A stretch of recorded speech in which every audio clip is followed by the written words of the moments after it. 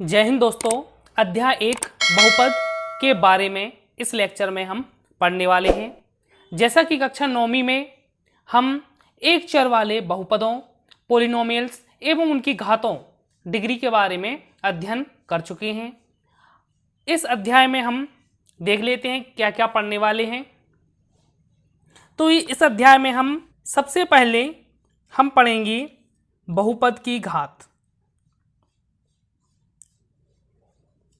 बहुपद की घात के बारे में हम पढ़ेंगे। दूसरा पॉइंट जो है, इसके बाद हम पढ़ेंगे कि बहुपद के जो प्रकार हैं उनके बारे में हम जान लेंगे। बहुपद के प्रकार। तीसरी पॉइंट में हम देखते हैं, इसमें हम पढ़ेंगे कि बहुपद के जो शून्यक होते हैं, बहुपद के शून्यकों के बारे में हम जान लेंगे। शून्यक। चौथा पॉइंट जो होगा इसका पढ़ने के लिए कि जो बहुपद के शून्यक हैं, बहुपद के शून्यक और उनके जो गुणांक होते हैं, शून्यक और उनके गुणांकों के बीच संबंध, उनके गुणांकों के बीच संबंध, के बीच संबंध। और जो हमारा पांचवा पॉइंट होगा, इसके अंतर्गत हम विभाजन एल्गोरिथम, विभाजन एल्गोरिथम के बारे में हम पढ़ेंगे। तो इस तरह हम अध्याय 2 बहुपद जो पॉलिनोमियल्स हैं, इसमें हम बहुपद की घात, बहुपद के प्रकार को हम पार्ट 1 में हम पढ़ेंगे। बहुपद के शून्यक और उनके बीच में जो संबंध हैं वह हम पार्ट 2 में पढ़ेंगे। और जो विभाजन एल्गोरिथम है इसको हम पार्ट 3 में लेके इन सभी प्रश्नों को और इसके कॉन्सेप्ट को हम देखेंगे। तो हम इस वीडियो में शुरू करते हैं बहुपद की घात के बारे में। बहुपद की घात के बारे में हम जान लें कि जैसा कि हम जानते हैं कि जो बहुपद होता है एक चर वाला, जिसे हम px के द्वारा परिभाषित करते हैं, px के द्वारा उसे दर्शाते हैं, x चर वाला एक बहुपद होता है। जो px होता है, पॉलिनोमियल होता है, वो क्या होता है, px से हम इसको दर्शाते हैं, जो चर x में या y में या z में किसी में भी हो सकता है। जैसे कि हम px लेके चल रहे हैं, तो हम यहां लिखते हैं बहुपद की घात में कि चर x के बहुपद,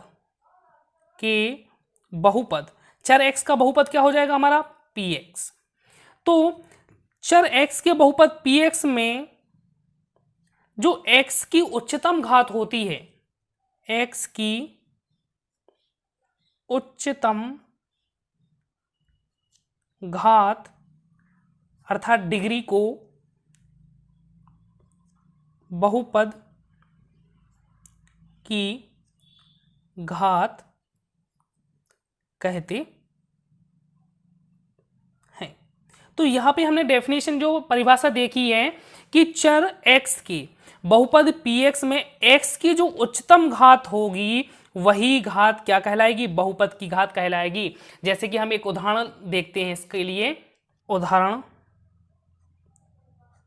जैसे कि उदाहरण हमने लिया 4x धन 2। तो यहां यदि हम पोलिनोमियल जो x धन 2 है, इसमें x की घात देखें तो x की घात यहाँ पे कुछ नहीं है, मतलब 1 है। तो हम कह सकते हैं कि दिए गए इस बहुपद की घात जो होगी वो क्या होगी, 1 होगी। इसी तरीके से यदि हम देख लें 5x के ऊपर 3 की घात ऋण 4x का वर्ग धन x ऋण करनी 2।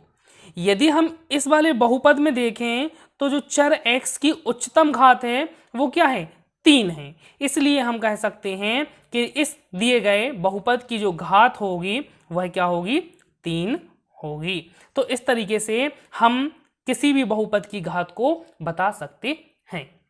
अब हम पढ़ते हैं बहुपद के प्रकार। बहुपद के प्रकार, तो बहुपद के जो प्रकार हैं उनको हम घातों के रूप में पढ़ते हैं। तो सबसे पहले हम बात करते हैं बहुपद के प्रकारों में रैखिक बहुपद। रैखिक बहुपद, रैखिक बहुपद या हम कह सकते हैं लीनियर पोलिनोमियल। तो जो रैखिक बहुपद या लीनियर पोलिनोमियल होता है वह होता है यदि चर x के बहुपद px में यदि हम देखें कि जो चर x की घात यदि 1 होती है तो वह बहुपद हमारा रैखिक बहुपद कहलाता है। अर्थात हम क्या कह सकते हैं रैखिक बहुपद की डेफिनेशन कि घात 1 वाले बहुपद को रैखिक बहुपद कहते हैं।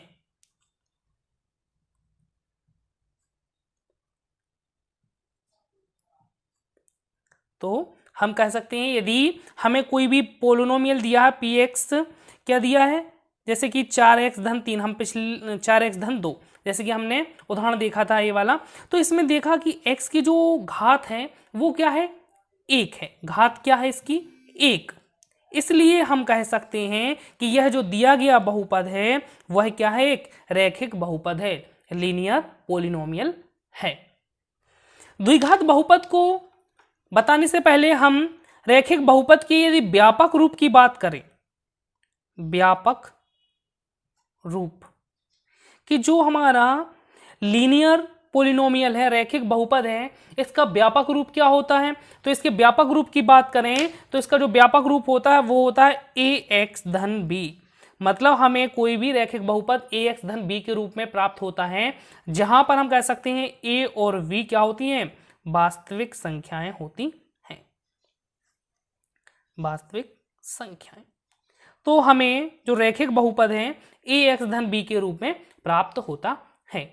द्विघातीय बहुपद की हम चर्चा कर लेते हैं कि जैसे कि हमने यहां पढ़ा था कि घात 1 वाले बहुपद को रैखिक बहुपद कहा जाता है। द्वि, इसमें द्वि और घात, तो हम कह सकते हैं घात 2 वाले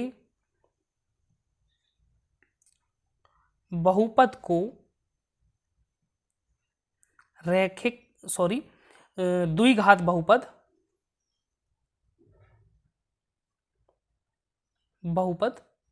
कहते हैं।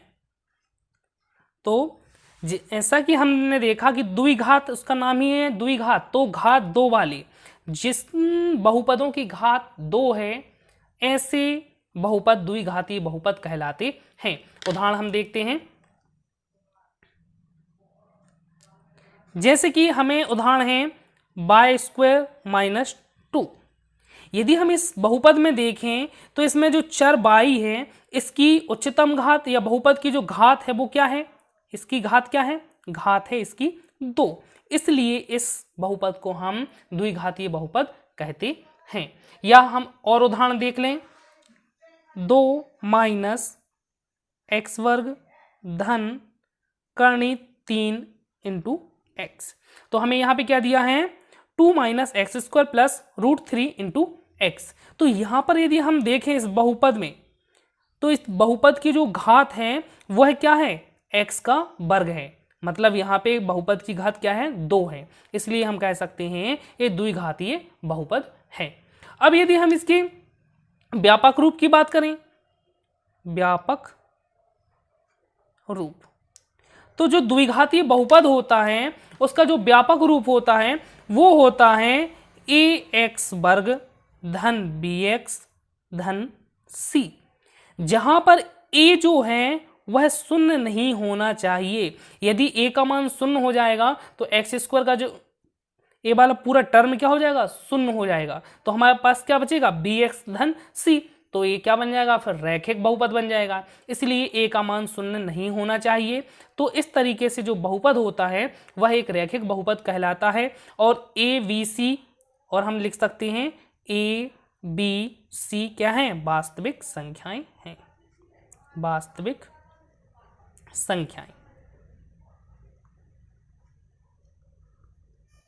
यहां पे तीसरा पॉइंट है त्रिघात बहुपद। जो त्रिघातीय बहुपद होता है तो हम इसमें त्रि जुड़ा है, मतलब त्रि मतलब 3 होता है, तो हम कह सकते हैं घात 3 वाले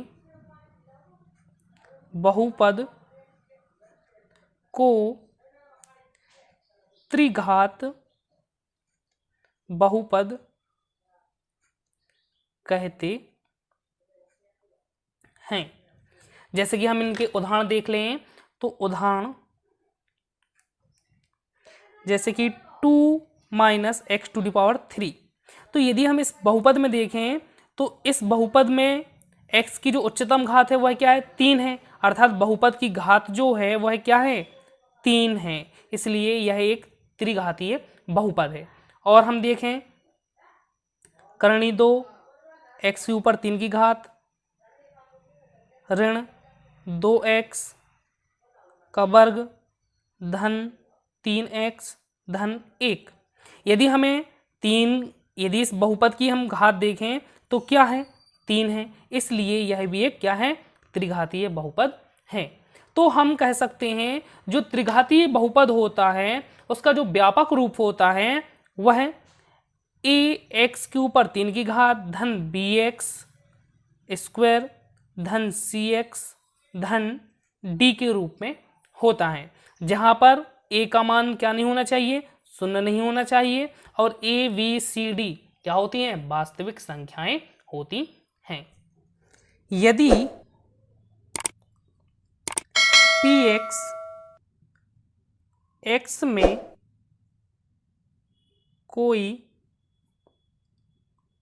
बहुपद है, यहां हम लेके चल रहे हैं कि जो px है x में कोई बहुपद है तथा कि कोई वास्तविक संख्याएं।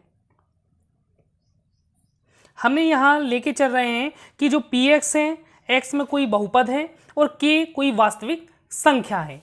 यदि हम px में जो x है उसको हम किससे बदल दें k से प्रतिस्थापित कर दें या k से बदल दें तब pk, चूंकि k एक वास्तविक संख्या थी तब जब हमने इस बहुपद को k से बदल दिया तो हमें एक वास्तविक संख्या प्राप्त होती है।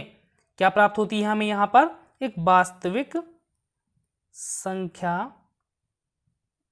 प्राप्त होती है, और यह जो संख्या प्राप्त होती है और यह संख्या, इसलिए हम कह सकते हैं यह वास्तविक संख्या जो प्राप्त होती है यह वास्तविक संख्या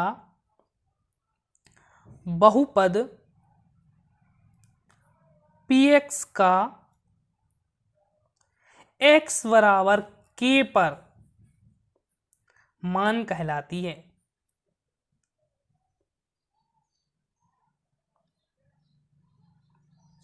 पुनः हम इसको देखते हैं कि जो px हमारा बहुपद है x में कोई बहुपद है और k कोई वास्तविक संख्या है, तो इसमें हमने कहा है यदि इस बहुपद px में x को k से हम क्या कर दें प्रतिस्थापित कर दें, तो हमें जब x को k से प्रतिस्थापित करते हैं तो हमें इस बहुपद में pk का मान एक वास्तविक संख्या प्राप्त होती है, और यह जो वास्तविक संख्या होती है बहुपद जो हमारा था px इसका x बराबर k पर क्या कहलाती है मान कहलाती है। इसको हम एक उदाहरण के द्वारा समझते हैं। उदाहरण देखते हैं कि एक बहुपद लेते हैं हम px,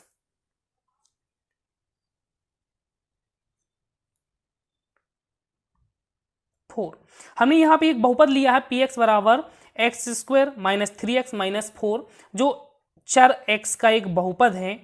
यदि हम इस बहुपद का x बराबर ऋण 1 x बराबर ऋण 1 पर इसका मान ज्ञात करें, या जो k है यहां पर कोई वास्तविक संख्या हम उसको क्या लेते हैं ऋण 1 क्या है एक वास्तविक संख्या है, तो हमने क्या किया था यदि इस px में x को k से क्या कर दिया जाए प्रतिस्थापित कर दिया जाए, अर्थात हमने x का मान क्या रख दिया इस बहुपद में ऋण 1 रखते हैं हम यहाँ पे p ऋण 1 का वर्ग ऋण 3 ऋण 1 ऋण 4।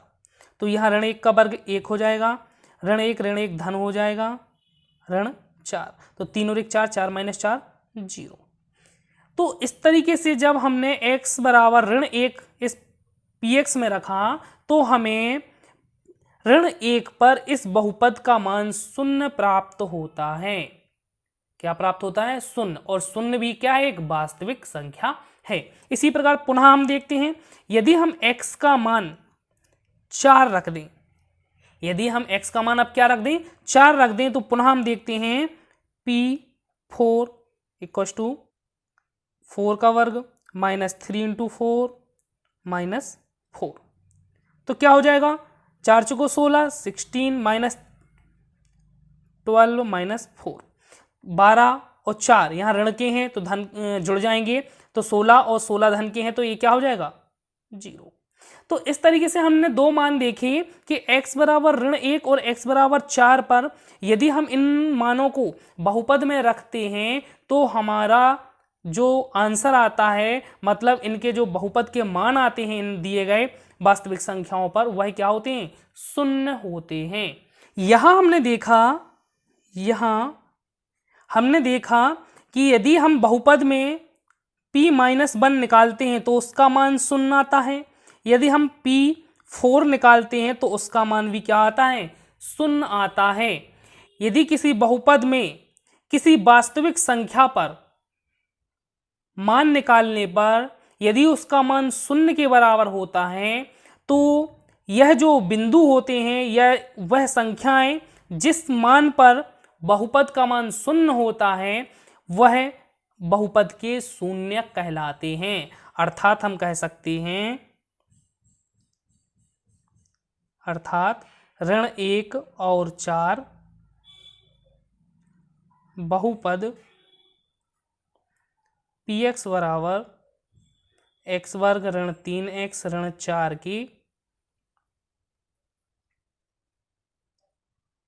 शून्यक है। तो हम कह सकते हैं कि वे मान जिन पर किसी बहुपद का मान 0 हो जाता है तो वे मान उस बहुपद के क्या कहलाते हैं? शून्यक कहलाते हैं। हम इसको देख लेते हैं व्यापक रूप में।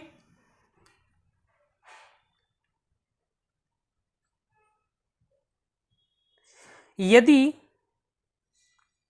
px बराबर दिया हमें ax धन b, जो एक रैखिक बहुपद है, का शून्यक k है। यदि बहुपद जो px बराबर हमने लिया है ax धन b का शून्यक k है तो हम कह सकते हैं pk बराबर 0। हाँ, और यदि pk का मान 0 है अर्थात क्या हो जाएगा? यहां से a k धन b बराबर 0, तो हमें यहां से k का मान क्या मिल जाएगा? a k बराबर ऋण b और k बराबर क्या मिल जाएगा? ऋण b/a। तो हम इस प्रकार कह सकते हैं कि एक रैखिक बहुपद का शून्यक जो होता है वह ऋण b/a के रूप का होता है, जहां पर हम कह सकते हैं b क्या है? यहां पर अचर है, ऋण b क्या है? यहां पे अचर पद बटे a क्या है? x का गुणांक, x का गुणांक। अब हम पढ़ते हैं बहुपद के शून्यकों का ज्यामितीय अर्थ। बहुपद के शून्यकों के ज्यामितीय अर्थ के अंतर्गत हम जानेंगे कि जो हमारा रैखिक बहुपद होता है, द्विघातीय बहुपद होता है, इनके जो ग्राफ होते हैं, आलेख होते हैं, उनका आकार क्या होता है? सरल रेखा होती हैं, परवलय होते हैं, क्या होते हैं? हम इनको उदाहरण के माध्यम से समझेंगे। रैखिक बहुपद, रैखिक बहुपद, तो हम सबसे पहले हम रैखिक बहुपद के बारे में पढ़ लें, इसका ग्राफ पढ़ लें। तो रैखिक बहुपद की यदि हम बात करें तो हमने एक माना कि चर x में एक रैखिक बहुपद हमारे पास है 2x धन 3। हम इसको हल करते हैं तो यहां px बराबर क्या होता है y, बराबर क्या दिया है 2x धन 3। हम मान लेते हैं x बराबर हमने ऋण 2 रखा लेते हैं, इसलिए y बराबर क्या हो जाएगा 2 ऋण 2 धन 3 क्या हो जाएगा ऋण 4 धन 3 ऋण 1। अर्थात हमें एक बिंदु क्या मिल गया, x का मान ऋण 2 है तो y का मान हमें क्या मिल रहा है ऋण 1 मिल रहा है। इसी तरीके से हम x का मान यदि अभी ऋण 2 रखा था 2 रख दें तो y बराबर क्या मिल रहा है 2 2 दूनी 4 3 7। तो हमने यदि x का मान 2 रखा तो y का मान क्या मिल गया 7 मिल गया। अब यदि हम इन दोनों बिंदुओं को लेके एक हम ग्राफ खींचें तो हम उसका ग्राफ देखते हैं कि उसका आकार हमें किस प्रकार से प्राप्त होता है। यहां हम ग्राफ में देखते हैं कि हमारा जो पहला बिंदु था वो क्या है ऋण 2 ऋण 1। यहां पर x का मान है ऋण 2 तो हम यहां ऋण 2 देखते हैं x का मान, तो ऋण 2 यहां पर है ये वाला, और y का मान क्या है ऋण 1 तो y का मान क्या है ये वाला ऋण 1। अर्थात हमारा जो बिंदु होगा वो कहाँ होगा यहाँ पर होगा।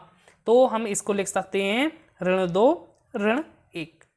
इसी तरीके से यदि हम देखें 2 और 7, यदि 2 को देखें तो x अक्ष पे है अर्थात ये वाला बिंदु हो गया, लेकिन 7 की बात करें तो ये यहाँ पे है, तो यहाँ से हम कह सकते हैं कि जो हमारा लगभग यहाँ बिंदु होगा वो यहाँ आ जाएगा और ये पॉइंट जो होगा वो क्या होगा 2 7 होगा।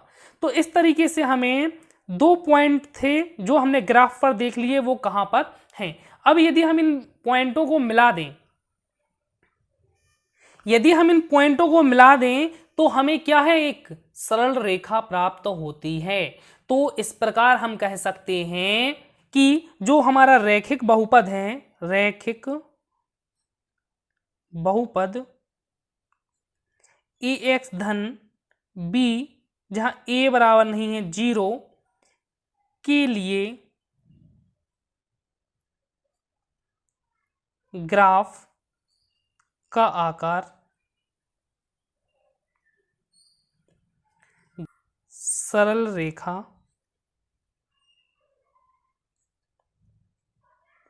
है। द्विघातीय बहुपद, तो द्विघातीय बहुपद हम लेके चलते हैं तो हमने यहां लेके चले हैं x का वर्ग ऋण 3x ऋण 4 जो हमने अभी बहुपद लिया था लेके चलते हैं। ये एक बहुपद पोलिनोमियल है px के बराबर होता है चूंकि, तो हम इसको क्या मान सकते हैं y मान सकते हैं। तो हमने माना y बराबर x वर्ग ऋण 3x ऋण 4। जैसा कि हमने एक पिछले वीडियो में देखा था कि इसके मान जो थे ऋण 1 और 4 पर क्या था 0 0 थे, तो हम एक मान तो वही मान सकते हैं कि x का मान क्या था ऋण 1 तो y का मान क्या था 0, और x का मान यदि 4 था तो y का मान भी क्या था 0। हमने दो बिंदु तो ये प्राप्त कर लिए। इसी तरीके से यदि हम एक बिंदु को और किसी बिंदु पर पॉइंट पे वैल्यू फाइंड कर लें, यदि हम x बराबर 1 रख दें तब हम देखते हैं y का मान 1 का वर्ग ऋण 3 1 ऋण 4, तो यहाँ से क्या हो गया 1 ऋण 3 ऋण 4, तो क्या हो जाएगा 4 ऋण के हमें 6 प्राप्त होते हैं। तो इस तरीके से हमें एक बिंदु क्या मिल जाएगा, यहाँ से x का मान 1 है तो y का मान क्या है ऋण 6 है। और बिंदु ज्ञात करना चाहें तो और भी बिंदु ज्ञात कर सकते हैं। x बराबर हम 2 पर ज्ञात कर लें, x बराबर 2 पर यदि हम देखें तो y बराबर क्या मिल जाएगा हमें 2 का वर्ग ऋण 3 × 2 ऋण 4, तो यहाँ देखें 2 दूनी 4 3 दूनी 6 ऋण 4, तो यहाँ से हमें क्या मिल रहा है 4 से 4 कैंसिल हो जाएगा और ऋण 6 ही प्राप्त हो रहा है, ऋण 6 प्राप्त हो रहा है।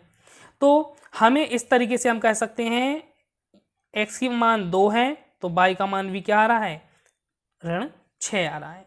अभी यदि हम इन बिंदुओं से लेके एक हम यदि इसकी तालिका बनाना चाहें तो तालिका बना सकते हैं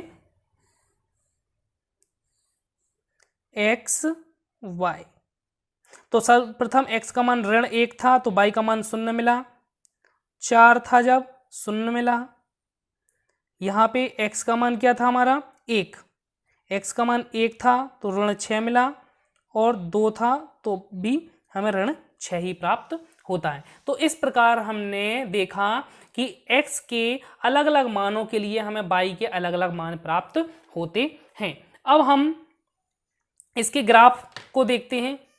अब हम टेबल के अनुसार दिए गए बिंदुओं को हम इस ग्राफ पर खोजते हैं। यहाँ पर x का मान ऋण 1 है और y का मान क्या है 0 है। यदि x का मान ऋण 1 है, y का मान 0 है, मतलब यही पॉइंट हमारा कहलाया।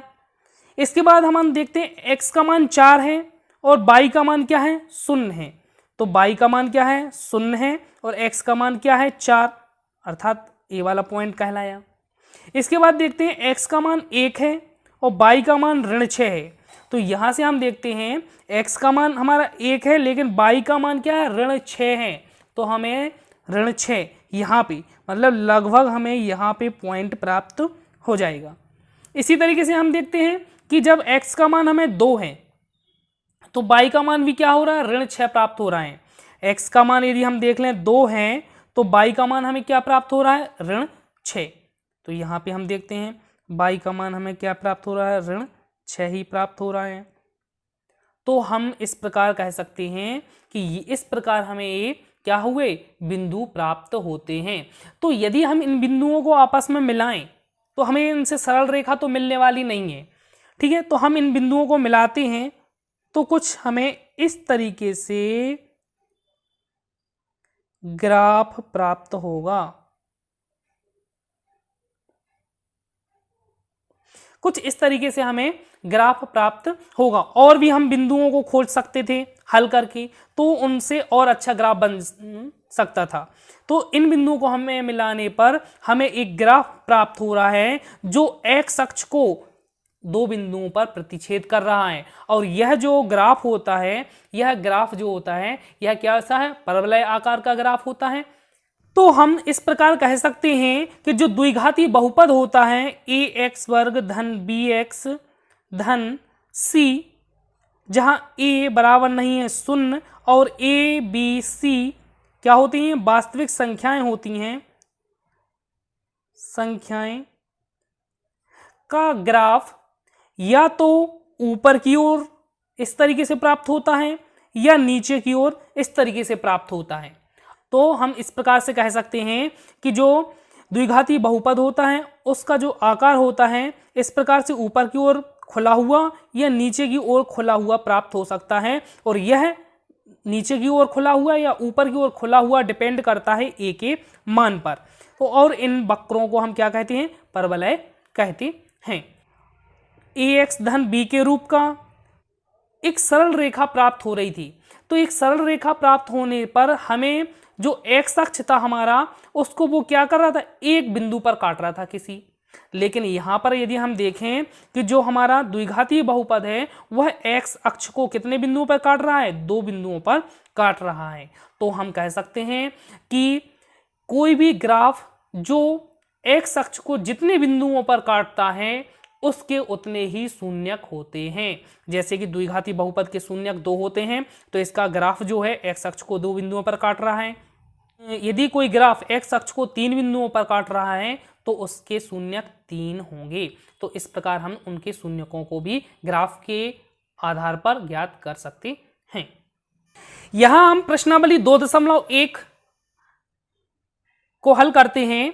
प्रश्न है किसी बहुपद px के लिए y बराबर px का ग्राफ नीचे आकृति में दिए गए हैं तो प्रत्येक स्थिति में px के शून्यकों की संख्या ज्ञात कीजिए।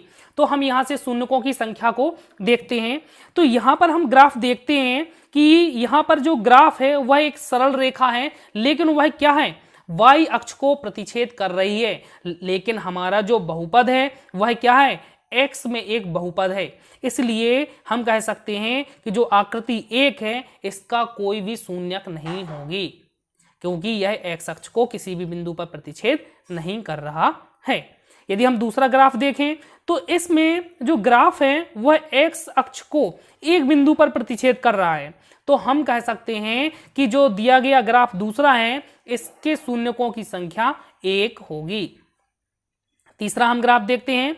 तो इस ग्राफ में हम देखते हैं कि जो ग्राफ है यह एक्स अक्ष को 1, 2 और यहां तीन बिंदुओं पर प्रतिच्छेद करता है।